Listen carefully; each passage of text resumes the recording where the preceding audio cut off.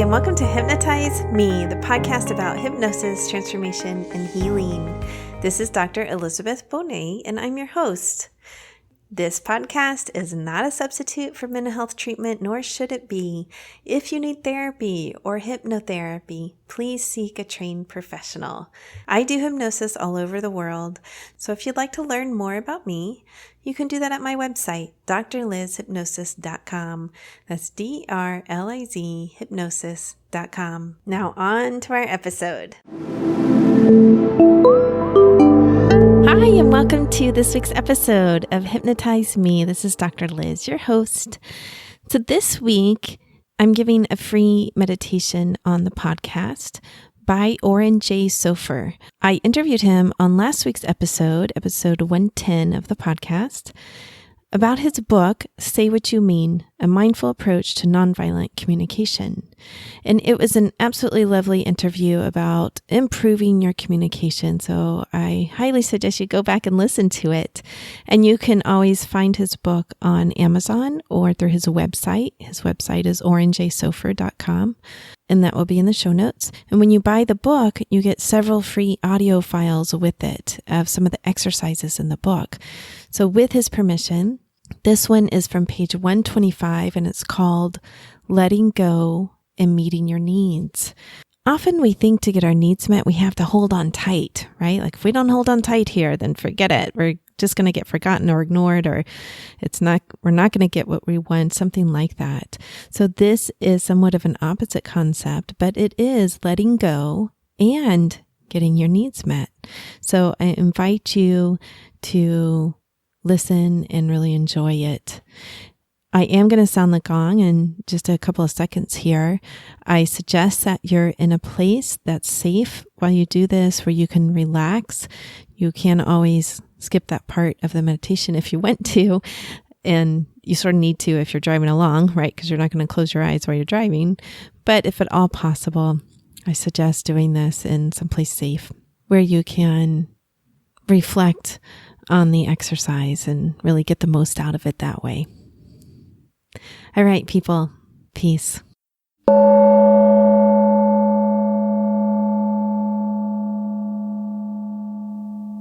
In this practice, we'll explore letting go and really meeting our needs directly. It's similar to the previous exercise on sensing our needs, but we'll go a little bit more deeply into our relationship with needs. So to begin, find a comfortable posture, and if you like, go ahead and let your eyes close. You might feel the weight of your body sitting, and take a few moments to just connect with the sensations of breathing as a way of settling your attention and arriving more fully.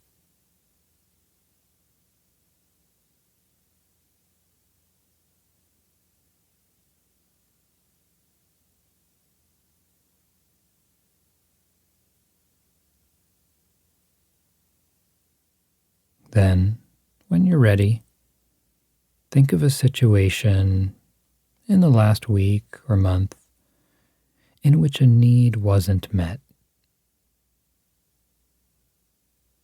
Now, again, for this exercise, it's essential that you choose something that's low on the scale of difficulty in order to learn the skill of shifting your attention between the personal and universal aspects of a need. If you choose something that's too hard, the emotional pain will likely hinder your learning. So, go ahead and find an example, a situation in the last few weeks in which a need wasn't met. Nothing too hard.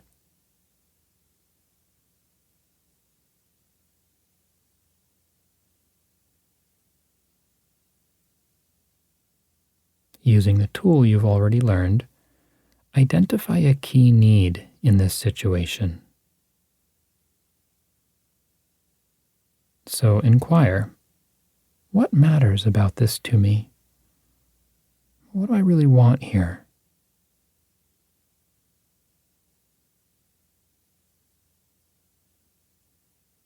listen inwardly, and then ask again. If I had that, then what would I have?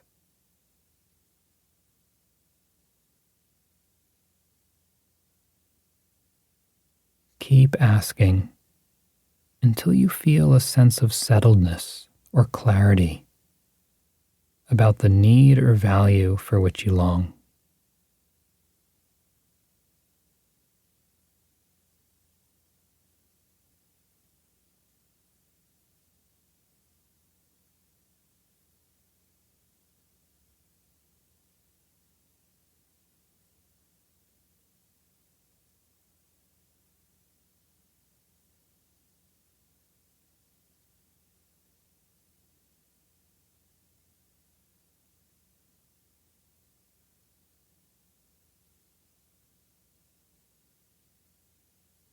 Whatever you find is most important to you in this situation,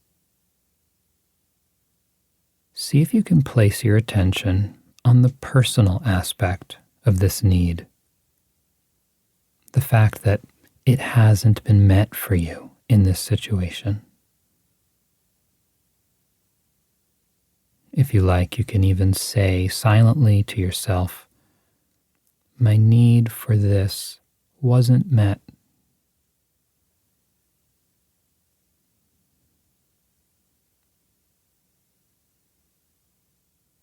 Notice how it feels to experience the need as a lack, something personal that's unfulfilled. This will most likely be uncomfortable in some way.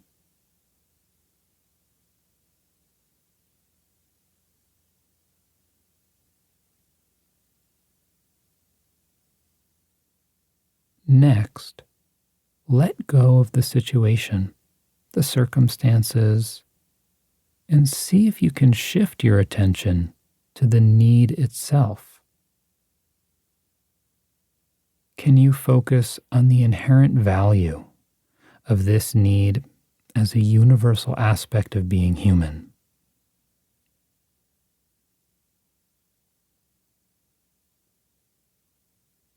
Independent of the situation, of any person, time, place, or circumstances. Can you sense this need as something that matters not just to you, but to all humans? This is a part of what it is to be alive and be human, to value this.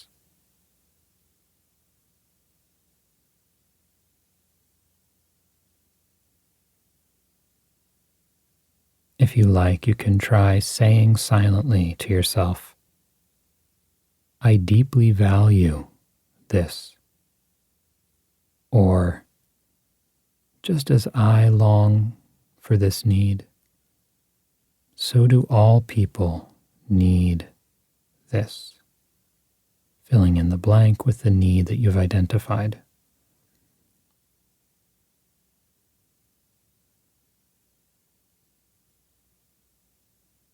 Can you sense its beauty? Can you feel any sense of dignity connected with this need?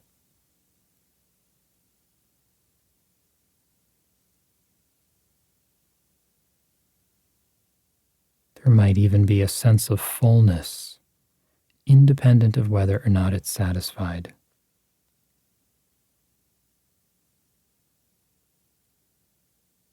This can be challenging. If you're having trouble sensing this more universal aspect of the need, try to remember or imagine a time when the need was met.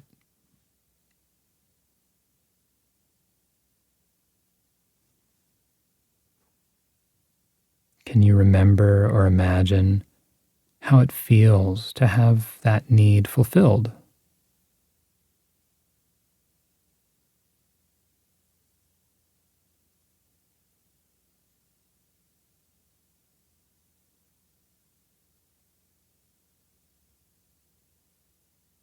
And then once more, see if you can shift your attention to the universal aspect of this need as something you would want not just for yourself, but for all people. I deeply value this. Just as I long for this, so do all people need this.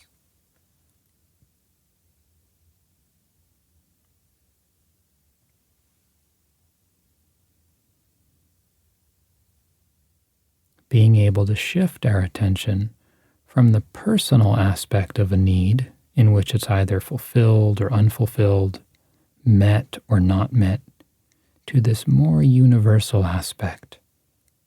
The fact of a need's existence is an essential component of becoming aware of our needs and deepening our relationship with them. When we're more aware of the universal aspect of our own and others' needs, it makes it easier to connect and hear one another.